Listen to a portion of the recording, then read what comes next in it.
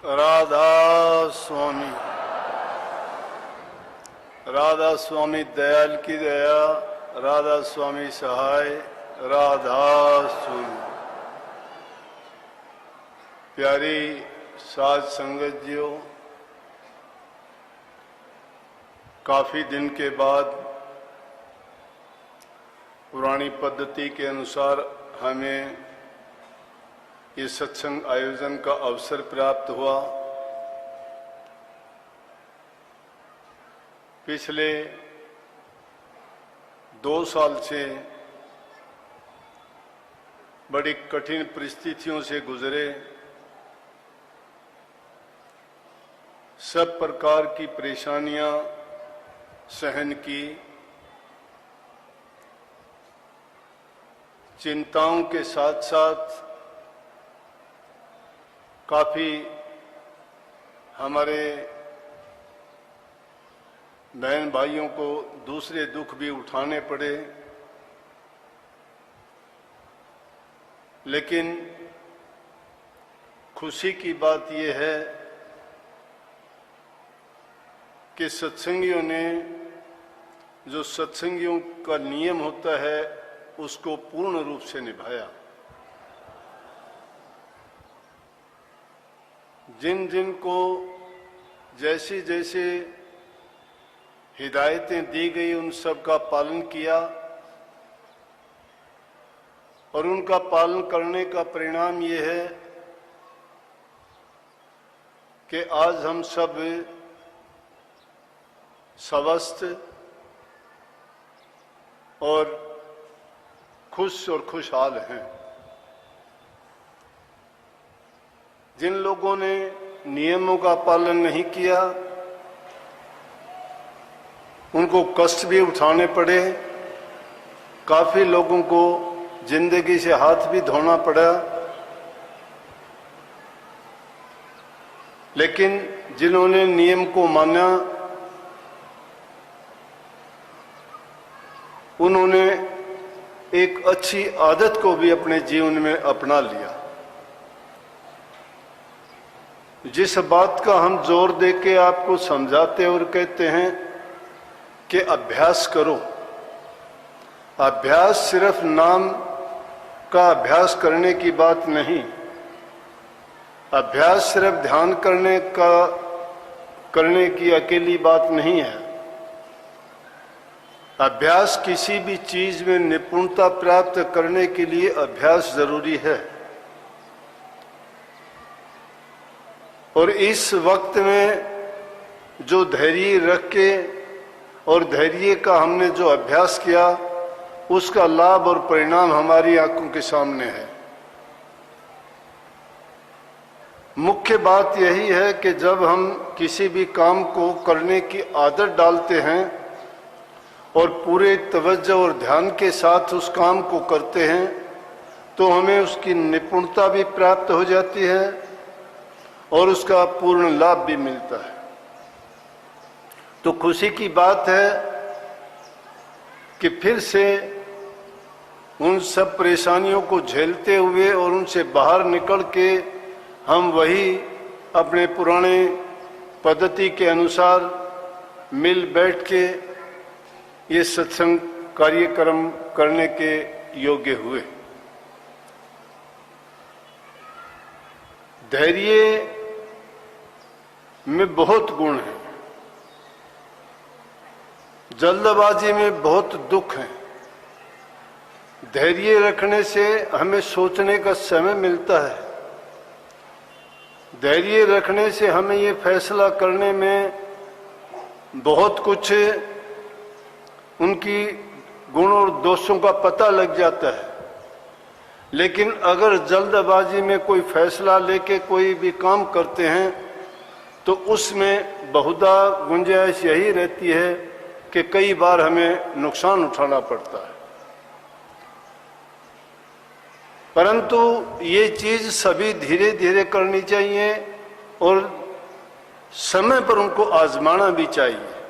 तुलसीदास जी ने रामायण में लिखा है, धीरज धर्म मित्र अरु नारी, आपत्काल परखिए चारी। धीरज को, धर्म को, मित्र को और स्त्री को आपत्तकाल में परखने का समय मिलता है। धीरज जब देखो जब इंसान पर विपत्ति आती है। विपत्ति की बात यूं तो हम देखा होगा, अपने पक्षियों को भी पकड़ के हम उनको अपनी बोली सिखा देते हैं। कई बार देखते हैं कि कई लोग तोता पाल लेते हैं, पिंजरे में रखते हैं उसको राम राम बोलना, कोई और चीजें। मैंने कई ऐसे तोते देखे वो काफी चीजें बोलते। और एक बार तो ऐसा मौका मिला कि एक बड़ा तोता था रंगीन सा, और मैं एक सड़क से गुजर रहा था तो वो तोता बड़ा जोर जोर से ऐसे बोल रहा जैसे कोई आदमी है।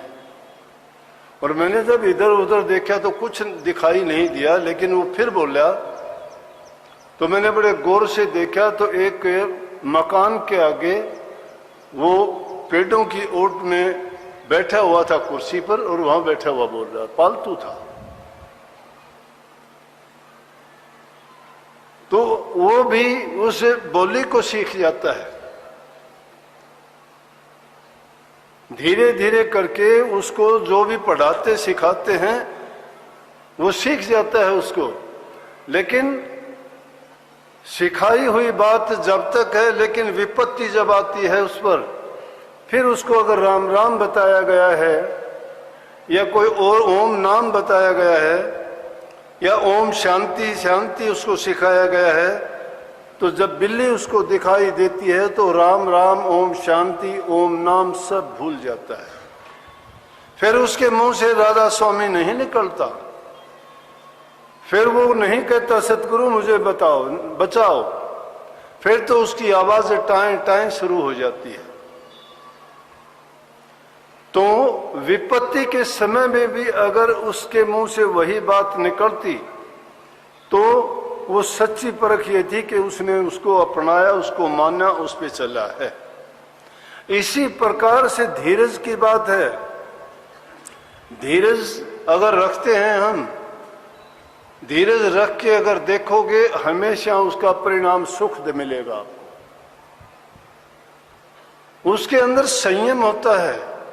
और जब एक वक्त होता है, कोई वक्त ऐसा गुजरता है कि उसमें आप कितना भी कोशिश करो कोई ना कोई बुरा हो जाता है, लेकिन उस वक्त को अगर गुजार दोगे बच जाओगे, जबान पे संयम कर लोगे, गलत किसी को शब्द नहीं बोलोगे, झगड़ा नहीं बढ़ेगा, बहुत सी आफत से बच जाओगे। ये धीरज है। धीरज रख के कोई भी काम करो। धीरे धीरे रे मना धीरे सब कुछ होए, माली सींचे सो घड़ा ऋतु आए फड़ो। किसान 6 महीने पहले फसल को बीज डाल के उसकी इंतजार करता है, 6 महीने तक परवरिश करता है। पता नहीं होता आखिर में उसको उसका परिणाम क्या मिलेगा। उसमें कई प्रकार की बीच में बाधाएं आ जाती हैं, लेकिन फिर भी वो उसके ऊपर उसका जोर कुछ नहीं चलता, लेकिन संयम धीरज रखता है तो 6 महीने के बाद उसको परिणाम मिलता है। माली भी किसी पेड़ को सींचता है कि उसको ये नहीं कि 1, 2, 10 दिन में उसको फल मिल जाते हो सकता है पेड़ उसने लगाए और उन पेड़ों के फल वो ना खा सके, लेकिन वो कोई ना कोई तो उनके फल खाता है। परंतु वो एक दिन में हथेली में सरसों नहीं, बल्कि धीरज धरने से। ये नहीं कि उन पेड़ों पे जब साल में 2 साल में फल नहीं आए तो उनको उखाड़ के फेंक दे। अगर ऐसा करते हैं तो क्या होगा कि उसने संयम धीरज नहीं रखा तो उसको कुछ भी नहीं मिलना। अगर धीरज रखे, इंतजार करे तो टाइम आने पर, इसीलिए कही कि धीरे धीरे रे मना धीरे सब कुछ होए। माली घड़ों से पानी सींचते थे, आज तो वो जमाना नहीं है। ये उस जमाने की बात है जब पानी की कीमत और कदर होती थी। पानी जब पीने को भी नहीं मिलता था, नहाना धोना तो दूर की बात, उस पानी के लिए प्याऊ लगवाना, पक्षियों के लिए पानी रखा करते थे, प्याऊ लगवाते थे, धर्मशालाएं बनवाते थे और पानी का भी एक बहुत बड़ा पुण्य मानते थे कि अगर किसी के लिए कोई पानी पीने का इंतजाम करता है वो बड़ा पुण्य का काम करता है। और उस वक्त में घड़ों से कोई पानी सींच के किसी पेड़ को लगा के उससे फल प्राप्त करता था तो उसमें बड़ी धैर्य उसको रखना पड़ता था। इसलिए कही कि जब धीरज रखते हैं तो उसका परिणाम सही मिलेगा। अवल तो बनी बनाई बन रही और बनन की ना तुलसी धोखा मत धरो मगन रहो मन में। जो होनी है होनी तो होके रहे, अनहोनी ना हो तुलसी मन मैदान में तान बिछोना सो। होनी जो होने वाली बात होती है वो होके रहेगी, वो कुदरत की रची हुई बात है। जैसे हालात हमारे साथ बीतते हैं वो कर्म का परिणाम और कर्म का कर्ज है, वो भी हमें देना पड़ेगा, उतारना पड़ेगा। लेकिन सवाल उठता है फिर हम भक्ति क्यों करें जब वो कर्म का कर्ज रहेगा? नहीं, रोग कोई लगता है, बीमारी कोई होती है, उसकी दवा होती है, दवा उसका इलाज है। अगर हमारे खोटे मंदे कर्म हैं किसी जन्म के किए हुए, वो कर्म हमारे साथ जाएंगे। इस जीव का पीछा कभी नहीं छूटता, कर्म उसके साथ रहता है, साथ जाता है। और जब तक वो कर्म भोग नहीं लिया जाता, जीव को बार बार घसीट करके इसे 84 की योनि में लेके आता है ये कान, और उसको वो कर्म भोगना ही पड़ता है। लेकिन संत सतगुरु जब आते हैं तो वो वैद्य हकीम डॉक्टर क्यों कहा गया उनको?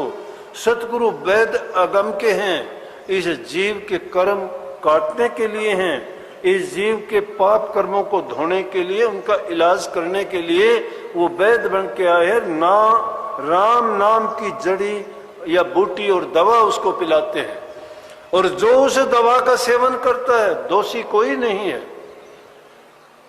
दवाई अगर ले भी ली और कहते हो कि दवाई लाके हमने उसका सेवन किया ही नहीं, और डोंडी पीटते हैं कि मैंने दवाई ले ली, दवाई ले आया, मैं दवाई ले ली, उस वैद्य की है, उस डॉक्टर की है, इलाज सरतिया है, कोई फायदा नहीं है।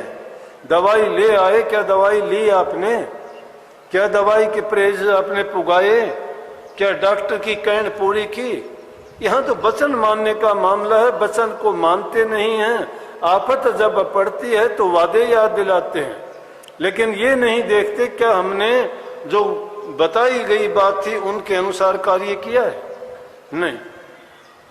तो इसलिए धैर्य नहीं रखते। जब थोड़ा सुख आता है भूल जाते हैं, गाफिल हो जाते हैं, मगन मस्त हो जाते हैं, खुशियों में इतने अंधे हो जाते हैं, दूसरी चीज दिखाई नहीं देती, भूल पड़ी है। ये भूल इंसान की ऐसी पड़ी है, भूल जाता है, लेकिन याद आती है कब? जब ठोकर लगती है। परंतु ठोकर जिसको लग जाती है, गिर जाता है, उसको कोई ना कोई उठाता है, और जो कर्मों से गिर जाता है उसको दूसरा उठाने वाला कोई नहीं मिलता, उसको अपना कर्म सुधारना ही पड़ता है। जो अपने कर्म को नहीं सुधारना चाहता, ठोकर खा के गिरता है तो वो ठुकराया ही जाएगा, ठोकर पे ठोकर उसको और मिलती रहेंगी। क्योंकि ठोकर लगने के बाद तो इंसान को सुधार आना चाहिए, और ये जीव 84 लाख योनियों में ठोकर खाते खाते, घूमते घुमाते, और उसे कर्म को ढोते ढोते यहां तक कि इसको अच्छा अवसर प्राप्त हो गया जो हमें मिला है। कितना अच्छा है। कीमत देखो इस शरीर की, इन इंद्रियों की, ज्ञान की, समझ की, बुद्धि की, विवेक की क्या कमी है? चलने के लिए बड़े अच्छे पैर दिए हैं, काम करने के लिए हाथ दिए हैं, सोचने के लिए बुद्धि दी है, देखने के लिए आंखें दी हैं, सुनने के लिए कान दिए हैं, फैसला करने के लिए विवेक दिया है। कितना सुंदर शरीर, कितना अच्छा अवसर मिला, और फिर उस अवसर को प्राप्त करके हमने इसको किस चीज के कोडियों के बदले लगा दिया, दुनिया के ऐसो आराम में लगा दिया। जिन कामों के लिए चीजों की बख्शीश मिली थी, काम लिया ही नहीं। इस जबान से दुनिया भर की निंदा और बुराइयां करते करते कभी नहीं थके। प्रभु का नाम लेने में हमें कभी इतना टाइम भी नहीं मिला कि उनका चिंतन भी कर सके। कहां किसके धीरज धरोगे? धीरज धरने की बात तो यह है कि इंसान ये भी धीरज रखे, कोई अगर कहे कि परमात्मा के दर्शन कि दुर्लभ है, पूछ सकते हो क्या हमें होंगे? मैं कहता हूं अवश्य होंगे, लेकिन धीरज इतना पक्का यकीन के साथ, श्रद्धा के साथ वचन की पालना करो। पालना करते ही नहीं। पालना अगर करोगे, वचन को दृढ़ करके अपने मन में बैठा लोगे, तो कोई ताकत नहीं तुम्हें रोक देगी कि तुम्हारे उद्देश्य में सफल ना हो। आजमा के देख लेना, लेकिन अपने आप पर संयम करके देखना, धैर्य रख के देखना। इंद्रियों की लगाम ढीली छोड़ रखी है, जो चाहते हो वो करते हो, जो मन चाहता है वो खाते हो, जो जी में आता है वो सोचते बोलते करते हो, लेकिन कभी ये नहीं सोचते कि मैं कितने दिन का मुसाफिर हूं। अगर ये जीव सोच ले मैं चंद दिन का मुसाफिर, कुछ अच्छा करने के लिए इस दुनिया में आया था, अपना कर्ज उतारने के लिए, लेकिन और ज्यादा बोझ की गठड़ी भारी करके अपने सिर पे धर के जा रहा हूं, ये भी अवसर नहीं है। ये शिकायत भी आखिरी वक्त में इसको पता लगता है कि मैंने जो किया वो बहुत गलत किया। कुछ कह के जाते हैं, कुछ चुपचाप चले जाते हैं, कुछ कह नहीं पाते हैं और कुछ रह नहीं पाते, कुछ कह नहीं पाते हैं। लेकिन संयम बहुत बड़ी चीज है। तो ये धीरज है धर्म इंसान का। दूसरा, मैं उसी बात को कहता हूं, धीरज और धर्म की। धर्म का निर्वाह करो, जिस हालात में, जिस रिश्ते में, जिस पद पे, जिस जगह पे हो, उस पद पर पूर्ण रूप से काम करो। बेटा बेटे की तरह से, पति पति की तरह से, पत्नी पत्नी की तरह से, भाई भाई की तरह से, धी धी की तरह से, जमाई जमाई की तरह से। अपनी जगह पे रहते हैं। पिता का काम परिवार का लालन पालन करना है, स्त्री का काम पूरे परिवार को अच्छी शिक्षा, सद्गुण, संतान को अच्छे ख्याल और विचार दे के उनको योग्य बनाना है, और दूसरे जो भी नाते हैं उनका निभाना और उनको प्यार प्रेम से उस जिंदगी बिताना। और उसके साथ साथ जो सबसे मुख्य करके चीज, जिसके गीत गाए जाते हैं, जैसे आप इकट्ठे हुए हो इतने लोग, किस लिए? गुरु के दर्शन करने के लिए, गुरु के वचन सुनने के लिए। गुरु के वचन में वचन कौन सा होगा? जिसमें प्रभु का नाम होगा, जिसमें सुखी जीवन बिताने की बातें होंगी, जिसमें बुराइयों को त्यागने के संदेश होंगे, और अपने जीवन को किस तरह से हम जिए ऐसे उपदेश होंगे। जो इन चीजों को नहीं निभाता है, निर्वाह नहीं करता है, उनको नहीं मानता है, वो कोई धर्म नहीं है उसका। ये धर्म ना मान लेना कि मैं राधा स्वामी हूं, मैं बुद्ध हूं, मैं जैन हूं, मैं ईसाई हूं, मैं सिख हूं, ये धर्म नहीं है, ये मजहब है। ये मजहब बन गए हैं। धर्म तो इंसान का वो है कि वो अपने जिस काम के लिए पैदा वो उन कामों को करे। धर्म अपनी पूरी जो जिम्मेवारी है, जिस पद के पर वो आसीन है, उस पद पर रहते उन जिम्मेवारियों को पूरा निभाओ, उस जैसा धर्म नहीं है। एक बेटा है, माँ बाप ने उसको पैदा करके इस योग्य बना दिया, पढ़ाया है, लिखाया है, सब चीजों के योग्य बनाया है, तो उसका फर्ज बनता है अपने माँ बाप की आज्ञा का पालन करे, उनकी सेवा करे, उनके बुढ़ापे में मदद करे, अपने परिवार का नाम रोशन करे, बुराइयों को त्यागे, अच्छे गुणों को अपना के अपने माँ बाप के सपने को पूरा जो करता है वो अपने धर्म का निर्वाह करता है। और जो उनकी बातों के विरुद्ध चलता है, माँ बाप की आज्ञा को मानता नहीं है, उसको जिंदगी में कुछ मिला नहीं करता है। चंद दिन घूम लेगा फिर लेगा, लेकिन आखिर में मिलेंगी उसको काल की ठोकरें ही, जीवन बर्बाद होगा उसका। वो धर्म नहीं है। क्यों कह दिया? स्त्री पति धर्म का पालन करती है, दूसरे इंसान को वो इंसान ही नहीं मानती अपने पति के सिवाय। इंसान को भी चाहिए कि पत्नी के सिवाय दूसरी स्त्री के साथ नाता उसका बहन का, माता का और बेटी का ही होना चाहिए। ये धर्म का पालन है। पतिव्रत धर्म अलग है, भाई धर्म अलग है, माता धर्म अलग है, पिता धर्म अलग है। ये सब धर्म हैं। ये धर्मों के नाम नहीं, ये तो मजहबों के नाम रख दिए गए हैं। जो पैदा हो, जिसने भी जो प्रचार किया, जिस नाम से प्रचार किया, उसी के नाम से वो जाने लगे और उनको धर्म कहा जाने लगा।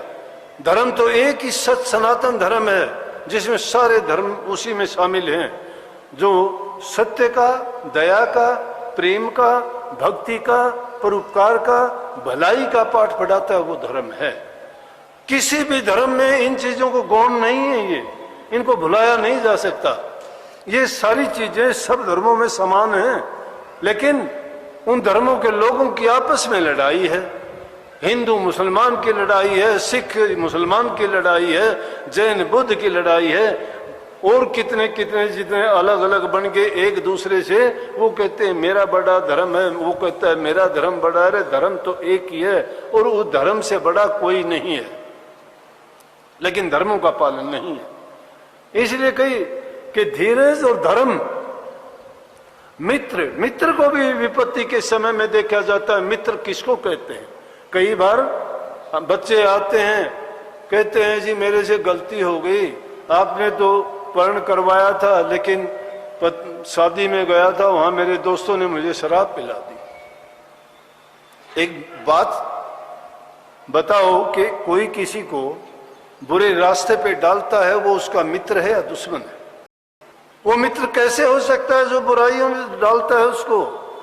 मित्र का काम होता है अपने मित्र को, दोस्त को सही रास्ते पे लाना, उसकी बुराइयों को निकालना, दूर करवाना, उसकी छोटी बात हो तो बड़ी अच्छे गुणों को प्रचार करना, उसको अच्छी शिक्षा देके, और बुराइयों से जो दूर करता है, दुख के समय, कष्ट के समय, कोई भी परेशानी हो उस समय में उसकी मदद करता है, वो मित्र कहा जाता है। लेकिन अगर कोई किसी को बुरे रास्ते पे डालता है, चोरी सिखाता है, झूठ सिखाता है, नशे विषय विकारों में डालता है, जुआ और दूसरी बदमाशी की चीज, लड़ाई झगड़ों में फंसा देता है, वो मित्र नहीं, वो समझो उसका दुश्मन है, क्योंकि उसने उसको बुराइयां सिखाई है। मित्र कभी किसी का बुरा नहीं करता। और मित्र की परीक्षा अगर करनी हो तो मित्र की परीक्षा उस वक्त में करो जब तुम्हारे ऊपर विपत्ति आती है, कोई दुख और कष्ट आता है। उस कष्ट के समय अपने मित्र को आजमा के देखो और उसको कहो मेरे ऊपर ये विपत्ति है, आप मेरी मदद करो, तो आप पाओगे कि सच्चा मित्र होगा तो वो अपना सब कुछ दे के भी आपकी मदद करेगा। अगर धोखेबाज होगा, कपटी होगा, स्वार्थी होगा, जो तुम्हारा मित्र नहीं है, वो कोई भी बहाना लगा के तुम्हारे से अपना पीछा छुटा जाएगा और कभी मुड़ के तुम्हारे से बात भी करना नहीं चाहेगा। वो दोस्ती नहीं है, वो मित्रता नहीं है। तो मित्र तो वो होता है जो आदमी के हित की बात सोचता है और उसको बुराइयों से बचाता है। और चौथा नाम लिया तुलसीदास जी ने स्त्री का। घर में ये माता मातृशक्ति जो है, इनके बारे में कहा गया है कि स्त्री को भी आपत्ति काल में, विपत्ति काल में उसमें परखना चाहिए कि वो तुम्हारी कितनी मददगार है।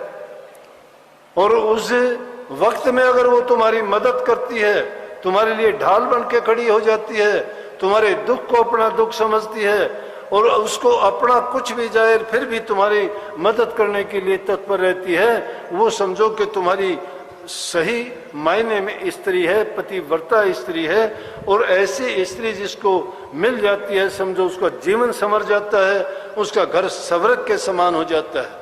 तो इसलिए इन चार चीजों को आपत्ति काल में परखने के लिए तुलसीदास जी ने कही है। आप सब पर भी ऐसा ही विपत्ति काल का समय गुजरा था और हमने भी समय समय पर आपको हिदायतें दी थी। कहा था कि कोई चिंता करने की जरूरत नहीं है, घबराना नहीं है। जो उन लोगों को तो ज्यादा भय होगा जो तंबाकू पीते हैं, शराब पीते हैं, नशा करते हैं, मांस मिट्टी खाते हैं।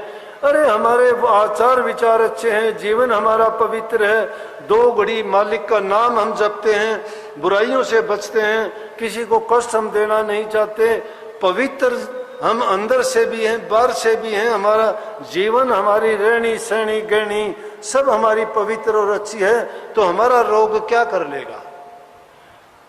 पुलिस तो उसको पकड़ने के लिए आती है जो कसूरवार है। ये उस काल महाराज की छोटी हुई बीमारी थी जो इंसानियत को उसकी औकात दिखाने के लिए पूरी दुनिया में एकदम आई कि इंसान ने बड़ी बड़ी खोजें कर ली, बड़े बड़ी इन्हें डींगे मारनी शुरू कर दी, प्रकृति के साथ में बड़ी छेड़छाड़ कर ली। तो प्रकृति ने थोड़ा सा अपना ये रूप दिखाया था कि तू ये ना सोच लेना कि तू सब कुछ हो गया है, तुझे मैं अगर चाहूं तो मिनटों में तहस नहस कर सकती हूं और तेरी औकात कुछ भी नहीं है। लेकिन इंसान क्या है, इंसान के भूल की बीमारी है। भूल इतनी जल्दी पड़ती है कि अब वो वक्त गया, सब के सब देखो किसी के मास्क नहीं है, कोई दूरी बना के नहीं रखता है, कोई नियमों का पालन नहीं करता है, गई दूर गई बला। लेकिन बुराई को कभी नहीं सोचना चाहिए गई, वो बुराई जिंदा है, उसके लिए परहेज हमेशा के लिए इंसान को सतर्क रहना चाहिए, तो उन बुराइयों से बच सकते हो। जब इंसान मानसिक रूप से स्वस्थ है, शारीरिक रूप से स्वस्थ है, तभी वो कुछ करने के योग्य होता है। हर प्रकार से जब इंसान ठीक होता है और उस वक्त में हर प्रकार से जब संपन्न हो, धन से संपन्न हो, शरीर स्वास्थ्य उसका तंदुरुस्त हो, रोग बीमारियों से वो बचा हुआ हो, और फिर अगर वो मालिक की भक्ति करता है तो उसके समान कोई नहीं, उसकी भक्ति सच्ची है। लेकिन जब इंसान के ऊपर दुख पड़ता है तब तो मालिक को याद करता है, और जब दुख नहीं होता, आराम से उसको 2 रोटी मिलती हैं, जीवन उसका ठीक गुजरता है, शरीर तंदुरुस्त है, तो वो सोचता है नहीं अपने समान, वो सोचता है कि दुनिया में मैं ही हूं। लेकिन मालिक उसको उसकी औकात दिखाते हुए देर नहीं लगती। मौत से और डर के रहना चाहिए, कभी इंसान को ये गफलत नहीं करनी चाहिए कि मैं जो कुछ हूं वो मेरे से बड़ा कुछ नहीं है।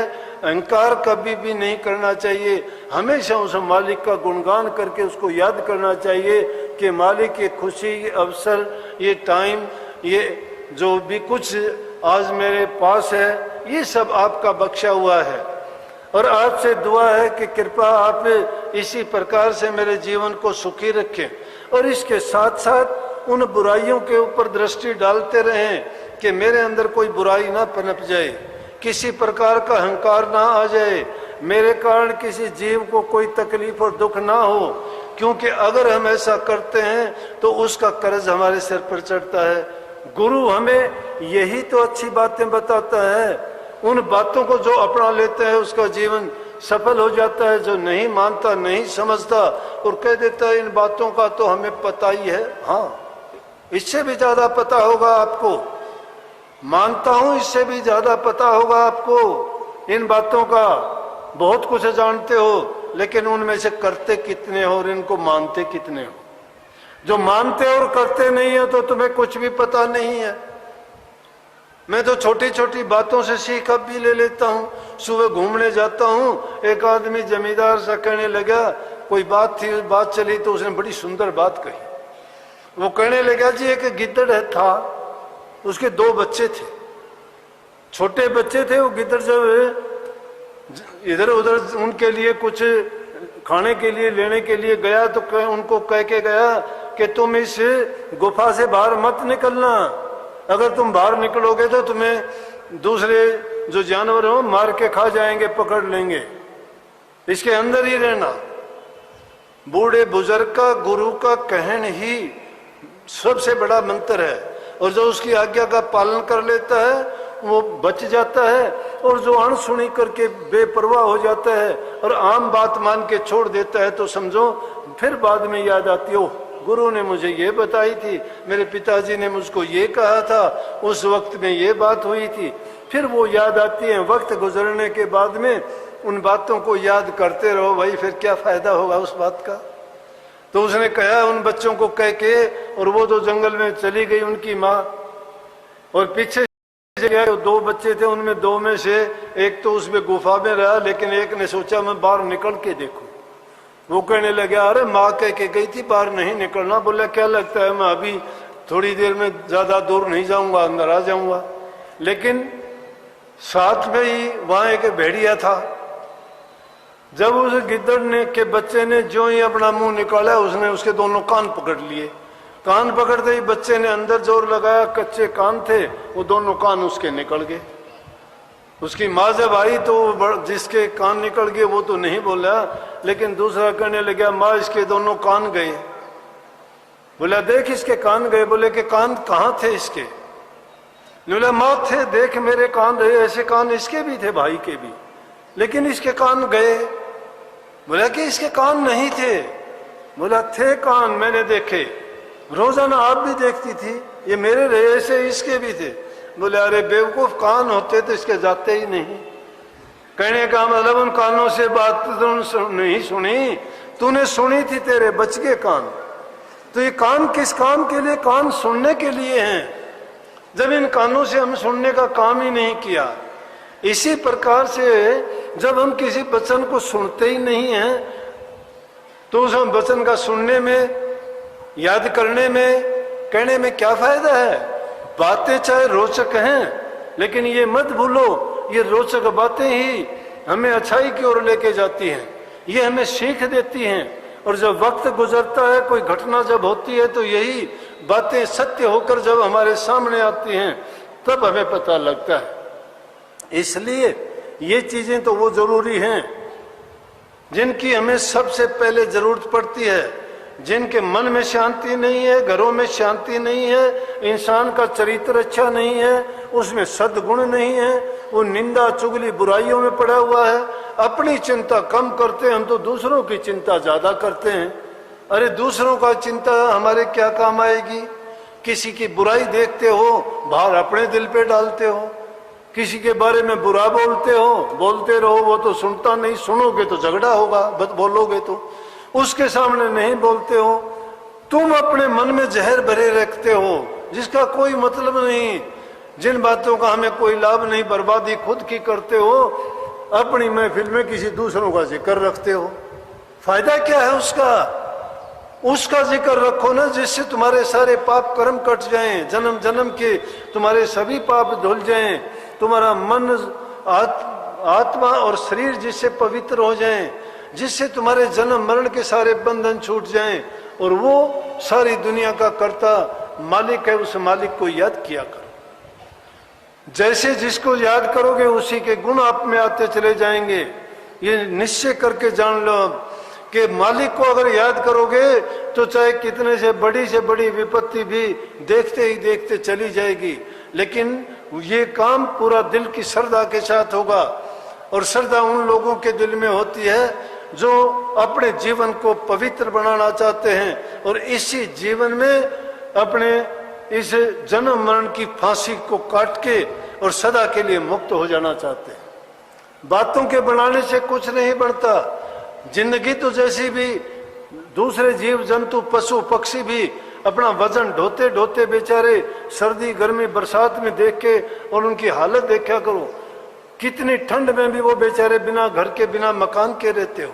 हमने अपनी सुख सुविधा के लिए क्या क्या चीजें तो बना ली, कैसे बना ली, हमें ज्ञान था, समझ था, बुद्धि थी, लेकिन ये भी तो बुद्धि और ज्ञान हमारा ही है कि जिसको हम जानते हैं कि हमें किसने पैदा किया है, और उससे मित्रता करने में, उसको याद करने में, उसको खुश करके उससे वरदान मांगने में हमारे सभी दुख धुल जाएंगे और हमें सभी बीमारियों से मुक्ति मिल जाएगी। लेकिन दुख ढोते रहते हैं, फिर भी जबान से अच्छी जबान नहीं निकलती, जबान से मीठे शब्द नहीं निकलते। भट्टी में से जैसे अंगार निकलते हैं दुर्जन लोगों की जबान से, मन से, क्योंकि उन्होंने अपने मन के अंदर यही विचार भर रखे। पवित्र और शुद्ध विचार और शुद्ध वाणी और मीठी वाणी उसी इंसान के जबान पे आती है जिसके हृदय में उन्होंने उन चीजों का भंडारण किया है, और वो भंडारण नेक इंसान करता है। और नेकी कहाँ से सीखी जाती है? घर से सीखी जाती है। बुराइयों से बचो, नेकी के रास्ते पे चलो, संतान को, बच्चों को, लड़कियों को अच्छी शिक्षा के साथ साथ अच्छे संस्कार दो, उनको समझाओ जीवन का महत्व क्या है। अगर चंद दिन का जीवन है, ये हमेशा तो ऐसा रहना नहीं है। इसलिए अगर अच्छा करके नींद जो मजबूत कर लेता है वो बुढ़ापे तक सुखी रहता है, तंदुरुस्त रहता है, उसका जीवन सुख से बीतता है, वो मौत से नहीं डरता है, बल्कि वो तो मालिक को याद करके कहता है कि जो तेरी रजा, जो तेरी मर्जी, जब मुझे बुला लेना। लेकिन इस दुनिया में, इस दुख के घर में, इस जन्म मरण के जो चक्र हैं, इससे मुझे बचाओ और इससे मुझे निकालो। और उससे निकलने का रास्ता एक ही है, वो संत सतगुरु आपको बिना किसी भेदभाव के, बिना किसी कीमत के, जिसका कोई तोल नहीं, कोई मोल नहीं, कोई गिनती नहीं, और आपको शीत मीत में वो चीजें बख्शते हैं जिसका इतना दुर्लभ मूल्य है कि कोई चुका नहीं सकता, जिसका मूल्य कोई चुका नहीं सकता। और वो हमें सहज में जब मिल गई, हम उसका महत्व समझते और जानते ही नहीं। लेकिन जिन्होंने जाना समझा, उन्होंने अपने जीवन को जीते जी सुखी भोगा और जाने के बाद दुनिया से वो सदा के लिए मुक्त होके गए। इसलिए अच्छे कर्म बढ़िया बातें हैं, सुखी जीवन जीने का तरीका है, लेकिन उनसे जरूरी ये है कि जो हमें नाम मिला है उसे नाम का सुमरण करना, चिंतन करना, भजन करना, वो भी पूरी श्रद्धा और विश्वास के साथ में। जब श्रद्धा और विश्वास हमारा पक्का नहीं है, कोई काम नहीं करेगा, ना कोई नाम, ना कोई मंत्र, कोई आपके काम नहीं करेगा। काम करेगा तुम्हारा विश्वास। अब काफी लोग आते हैं, आके कहते हैं जी मैं बहुत तकलीफ है, मुझे तकलीफ है, मुझे मैं तकलीफ की, अब क्या कहूं। सत्संग सुनते वक्त क्या कान बंद रखते हो? तकलीफ के लिए दवाई आप सबको बता रखी है। जब भी आपको आफत आती है, तकलीफ होती है, पीड़ा होती है, उस वक्त में बैठ के चिंतन किया करो और दो ही चीजों से को याद किया करो कि अगर मेरा ये कर्म का भोग है तो इस कर्म को अभी पूरा कर दो। मालिक से ये ना कहो कि मुझे ठीक कर दो, ये बचने का तरीका मत अपनाओ। अब शायद हो सकता है तुम्हारी पुकार सुन के तुम्हें कुछ समय के लिए तुम्हें छूट मिल जाएगी, आराम भी हो जाएगा, लेकिन अगर सदा के लिए उससे छुटकारा पाना चाहते हो तो मालिक से कहो कि तेरी रजा, लेकिन मेरा कर्म बाकी नहीं रहना चाहिए, इसी जीवन में पूरा हो जाए, ताकि ये बार बार के आना जाने का सिलसिला खत्म हो जाए। उसकी मौज में रहना सीखो। मालिक की रजा जो गुजरती है उसमें राई घटन तिल बढ़ेर विद ना लिखे जो लेख। विदना ने जो लेख लिखे, विदना कौन है? आप स्वयं हो, अपने कर्म के बनाने वाले आप खुद हो। दोष मालिक को देना बिल्कुल गलत है। वो ना किसी को दुख देता, ना किसी को सुख देता, ना किसी को बहादुरी का तकमा देता है और ना किसी को सजा देता है। ये जीव अपने किए कर्म का फल पाता है। जो नेक कर्म करता है उसको अच्छे फल मिलते हैं, जो बुराई और पाप कर्म करता है वो पाप कर्म का फल भोगता है। लेकिन जो सच्चाई के साथ उस मालिक के नाम की जानकारी लेके, संत सतगुरु से नाम का भेद लेके अगर उस नाम का अभ्यास करता है, ध्यान करता है, उसका चिंतन और सुमरण करता है, तो उसका विवेक जागृत हो जाता है, उसके हृदय के अंदर प्रकाश हो जाता है। जब प्रकाश हो जाता है तो अंधेरा गायब हो जाता है, अज्ञान चला जाता है। ये पाप कर्म, उल्टे सीधे कर्म इंसान अज्ञान के वश करता है। जब ज्ञान हो गया तो उसको समझ आ गई कि ऐसा कर्म मैं नहीं करूंगा। जब हृदय के अंदर उस नाम ने प्रकाश कर दिया, वो ज्योति जब प्रज्वलित हो गई है तो सब पाप कर्म नाश हो गए हैं। हमें पता लग चुका है कि ये सवार अज्ञान के बस हम अपना ये दुख सुख भोगते हैं। इसलिए सुख की भी चाह ना रखो, मालिक से ये चाह रखो सिर्फ कि मुझे तो सिर्फ इस दुनियादारी के झमेले से बचाओ और फिर ये सदा के लिए इस जन्म मरण के बंधनों के से मुक्त करवा के अपने चरणों में बासा दो। जो याचना करोगे, प्रार्थना करोगे, नाम तो कुछ कितना बड़ा होगा। नाम कोई मंत्र नहीं है। कोई राम राम जपता है, कोई ओम शांति जपता है, कोई राधा स्वामी जपता है, कोई धन धन सतगुरु जपता है, कोई वाहेगुरु। ये अपने अपने, कोई अल्लाह अल्लाह करता है, कोई धन कबीर, कोई धन कबीर, कोई सतराम, कोई सतनाम, कोई सोहम नाम, कोई ओहम। कितने नाम है? नाम तो 2 अक्षर के, 3 अक्षर के, 4 अक्षर के, 5 अक्षर के। लेकिन उससे पहले कर्म शुद्ध होना चाहिए, हृदय पवित्र होना चाहिए। बिना हृदय की पवित्रता के वो नाम कुछ भी माने नहीं रखते। हाथ में जिस लाल को कोई भूनने वाला, कोई जोरी नहीं है उसकी कीमत देने वाला, तुम हाथ में लिए फिरते रहो, ना वो तुम्हारे खाने के काम आएगा, ना कोई जरूरत की चीजें दे पाएगा। लेकिन जब कोई जोरी मिलेगा और उसकी कीमत तुम्हें पूरी दे देगा तो उसके सारे सौदे आपके सट जाएंगे, सब कुछ जो चाहोगे वही खरीद लोगे। वो नाम रूपी ऐसा हीरा है जिसको भुनाने के लिए तुम्हें अपने मन के अंदर उसका चिंतन करना पड़ेगा। सब ओर से अपना ध्यान हटा के उस मालिक की ओर अपना ध्यान जब जोड़ोगे, एक तब हो जाओगे, दूसरी चीज की कोई याद ही नहीं रहेगी। लेकिन हम तो क्या करते हैं कि अव्वल तो समय मिलता ही नहीं है, अगर कुछ समय मिल भी जाता है, बैठ भी जाते हैं, झूठ साच के लिए कहते हैं कि चलो हाजिरी लगा लें, गुरु ने कही थी कि दोनों टाइम अभ्यास करना, उसको एक मजबूरी मानते हैं, उसको एक मजबूरी मानते हैं, या उसको एक कर्तव्य मानते हैं, या उसको एक फर्ज मानते हैं, उसको जरूरत नहीं मानते। उसको जरूरत क्यों नहीं मानते आप? वो जरूरी है, वो हमारी जरूरत है। जिस चीज की जरूरत होती है उसके लिए मजबूरी किस बात की?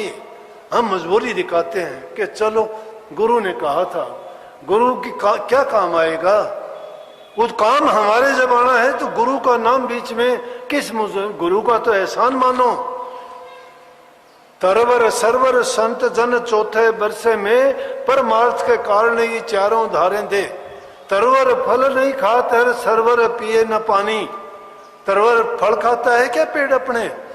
सरवर अपना पानी पीता है क्या कभी?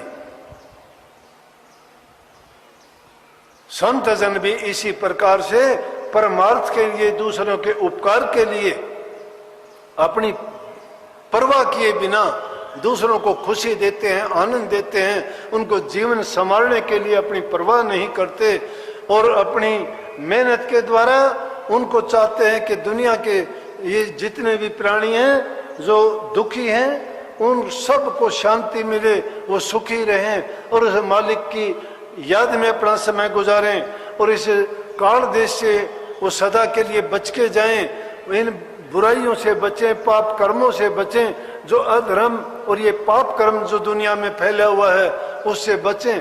लेकिन पाप की तरफ तो दौड़े दौड़े जाते हैं और हम जहाँ मालिक की भक्ति, प्रभु की भक्ति की बात सिखाई जाती है उस ओर जाते हुए इनके कदम नहीं उठते और उसमें मन भी नहीं लगा पाते हैं। आप चाहोगे क्योंकि ये रचना रचने वाले ने ही ऐसा खेल रचा है, वो प्रभु के नाम की ओर तो रूखा सूखा मन तुम्हारा लगेगा, दुनियादारी की चीजें आपको अच्छी लगेंगी क्योंकि वो इंद्रियों के भोग हैं। इंद्रियों के भोग में हमेशा सोग है और सोग में रोग है। जो भी इंद्रियों के भोग कोई भी करके देख लो, किसी भी इंद्री से कोई भी स्वाद आनंद जो लेते हो उससे तुम्हें रोग लगेगा, रोग के बाद में सोग होगा, रोते रोते जिंदगी गुजर जाएगी। लेकिन प्रभु के नाम में शांति है, उसमें खुशी है, उसमें आनंद है। उसके फूल देरी से खिलते हैं लेकिन उसकी खुशबू जब मिलती है तो वो सब यादों को भुला देती है, दुनिया के रस वहां फीके लगते हैं। इसलिए सब चीजों को छोड़ के, ये नहीं काम दुनियादारी के करते रहो, काम कोई बाधा नहीं है, काम कोई बाधा नहीं है, गरीबी कोई बाधा नहीं है, जाति की कोई बाधा नहीं है, कोई धर्म की बाधा नहीं है। मालिक को जपने के लिए सब दरवाजे खुले हुए हैं, किसी आडंबर करने की जरूरत नहीं है, को ना नहाने की जरूरत, ना तिलक लगाने की जरूरत, ना माला पहनने की जरूरत है, ना और कुछ इस प्रकार के पाखंड करने की जरूरत है। उस मालिक का नाम तो हर जगह पवित्र है, जहां भी जिस हालात में उसको याद करोगे, सच्चे दिल से पुकार करोगे, वो उसी हालत में आपको संभाल लेंगे। उसमें किसी प्रकार की इन बनावटी बातों की कहीं जरूरत नहीं है। ये तो बनावटी दिखावटी इस लोक की बातें हैं जिनको करने के बाद में हमें मान बढ़ाई मिल जाती है। लोग ये कहते हैं फलाना आदमी बड़ा धर्मात्मा है, वो बड़े यज्ञ करता है, बड़े पूजा पाठ करता है, मंदिरों में जाता है, वो भंडारे लगाता है, लेकिन क्या वो मन से पवित्र है? क्या उसके विचार शुद्ध हैं? क्या सच्चे मन से परमात्मा के लिए उसको दिल में जगह है? वो याद करता है अपनी मान बढ़ाई के लिए, दुनिया में इज्जत के लिए, अपनी नामवरी के लिए काम करता है कि उसको लोग ये कहें ये दानी है, ये बड़ा परोपकारी है। ये चीजें बहुत अच्छी हैं, बुरी नहीं है, बुरी नहीं कहेंगे हम, क्योंकि ये करते हैं। ये करते करते भी इंसान को कभी तो याद आ जाएगी, जैसे धर्मदास, धनी धर्मदास कहते हैं, कबीर साहब के पास में जाने से पहले बहुत धन था, बड़ा अभिमान था उसको धन का, लेकिन जब कबीर साहब की शरण ली तो उसको पता लग गया कि जिस धन का मुझे अभिमान है उस धन को तो कोई पूछता ही नहीं, ये तो रेत मिट्टी और कोडियों जैसी चीज है। जो असली धन है राम नाम का धन है। राम नाम जिसने धन पा लिया उसको ना कोई लूट सकता है, ना कोई छीन सकता है, ना कोई चुरा सकता है, और ना ही उसको कोई उसमें किसी प्रकार की दखल दे सकता है। जो उसको उसकी कमाई करेगा वो उसी के लिए होगा। पुत्र करता है पुत्र का होगा, पिता करता है पिता के लिए होगा। अब तुम कहते हो ना बार बार, ये ऐसे गुरुओं ने जो बहाने लगा दिए, या कुछ लोग ये बहाने लगा देते हैं, जी मेरा बेड़ा तो आप कर दोगे, मैंने नाम ले लिया, नाम लेने से कोई पार नहीं तर जाता, ये और बताऊं मैं। कहे कह देते हो कि हमने नाम ले लिया, चाहे तुम्हारा गुरु कितना बड़ा हो, चाहे तुमने कितना बड़ा नाम ले लिया हो, उन बड़ेपन में कुछ नहीं है। नाम की कमाई तुम्हें खुद करनी पड़ेगी। जो नाम ले लेता है और काम उल्टे सीधे करता है, एक बाप की 5 संतान हो और उनमें से 4 अच्छे लड़के हैं और एक लड़का उसी बाप का है, उसका घर वही है, वहीं से उसने शिक्षा ली है, लेकिन वो उल्टे सीधे कर्मों में पड़ जाता है, तो क्या बाप उसको अपनी संपत्ति में से कोई हिस्सा देगा? नहीं देगा, उसको बेदखल कर देगा कि इससे मेरा कोई संबंध नहीं है, कोई लेन देन नहीं करेगा, ये मेरी आज्ञा से बाहर है। इसी प्रकार से जो गुरु से नाम लेके और नाम की कमाई नहीं करता है और कहता है कि गुरु बेड़ा पार करेगा, वो झूठा है, वो पाखंडी है, उल्टे सीधे काम करता है नाम लेके, उसके बाद बचने के लिए कोई गुंजाइश नहीं है। अगर बचना चाहते हो तो गुरु ने जो नाम दिया है सच्चाई के साथ, ईमानदारी के साथ, पूरी श्रद्धा और यकीन के साथ अपने हृदय के अंदर जमाओ उसको, और उस नाम को, उस ज्ञान को तभी प्राप्त करोगे उसमें है जब वो रोशनी प्रकट होगी। वो प्रकट कब होगी? वो नाम के अभ्यास जब करते जाओगे, अभ्यास करते करते करते करते वही अपने आप स्वयं प्रकाशित हो जाएगा। उसमें से ही वो प्रकाश, वो ज्ञान निकलेगा जिसके कारण सारे पाप कर्म, बुरे कर्म, कुबुद्धि, दुर्बुद्धि सब दूर हो जाएगी और मालिक से मिलने का रास्ता साफ हो जाएगा, जिसके कारण जिस बात के लिए इंसान का चोला मिला था वो उद्देश्य हमारा पूरा हो जाएगा। इसलिए अच्छे काम करो, बड़ी अच्छी बात है, दान करो, पुण्य करो, आप इस करने के लायक हो, जरूर करो, हर प्रकार से किसी की मदद करो, तन से मदद करो, मन से करो और धन से करो, क्योंकि आपके पास ये चीजें हैं, आप करने के सक्षम हो, करो। ये करते करते ही आपको अच्छा करने की आदत होगी, ये अच्छा करते करते ही आपको मालिक की याद बनी रहेगी, और जब मालिक की याद आएगी तो यूं समझो कि आप सच्ची भक्ति में ही आपका समय गुजरता है। इसीलिए कही कि लेकिन गुरु की शरण में आओगे, मनमुखी जो दान करते हो, मनमुखी जो पुण्य करते हो, मनमुखी जो काम करते हो, वो किसी काम नहीं आएंगे, क्योंकि उनमें गुरु की मौज और रजा नहीं है। गुरु की रजा जिसमें मिल जाए, इसका मतलब है वो और भी ज्यादा सोने पे सुहागा है। हम तो शायद अपनी बुद्धि से कुछ गलत कर जाएंगे, हम शायद वो पात्र की बजाय कुपात्र को कर देंगे, कुपात्र को करने से जो पाप फलेगा उस पाप के भागी हम बनेंगे। लेकिन जिसमें गुरु की मौज और रजा शामिल है तो गुरु उसमें तुम्हें ऐसा कुछ नहीं करने देगा।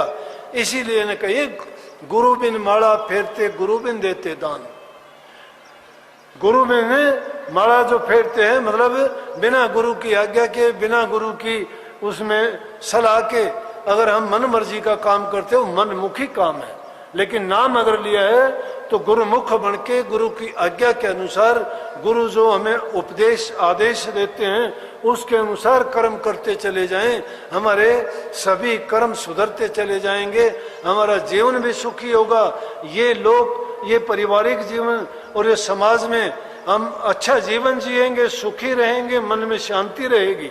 और जब मन में शांति होगी, घर में प्रेम होगा, आपस में मेलजोल होगा, किसी से लड़ाई झगड़ा नहीं होगा, तो सब कुछ अच्छा करने का मन करेगा। लेकिन अगर कोई पाप कर्म बुरा कर्म होगा तो उससे विचलित हो जाएंगे, अच्छा करने का ख्याल विचार ही जाता रहेगा, फिर तो उसी का उधेड़ गुण दिमाग में रहेगी, जिसके कारण हम और ज्यादा उलझनों में पड़ जाएंगे। भक्ति भी गई, शांति भी गई, सुख भी गया, मालिक की भक्ति भी गई। इसलिए पहले सुखी जीवन जीने का तरीका जब अपनाओगे तो उसके बाद भक्ति के रास्ते पर चलोगे, आनंद आएगा और पूर्ण रूप से आपको जो काम वर्षों में करना था वो आपका दिनों में हो जाएगा, घंटों में हो जाएगा। इसलिए ये गुरु की जरूरत पड़ती है। गुरु सुलझा के आपको उलझी हुई गुत्थियों को इस प्रकार से सामने रख देता है, जिसको पाके हमें हर प्रकार से उसकी समझ आ जाती है और जीवन की इस पूरे लीला को समझ जाते हैं और उसका पूरा लाभ हम उठा पाते हैं।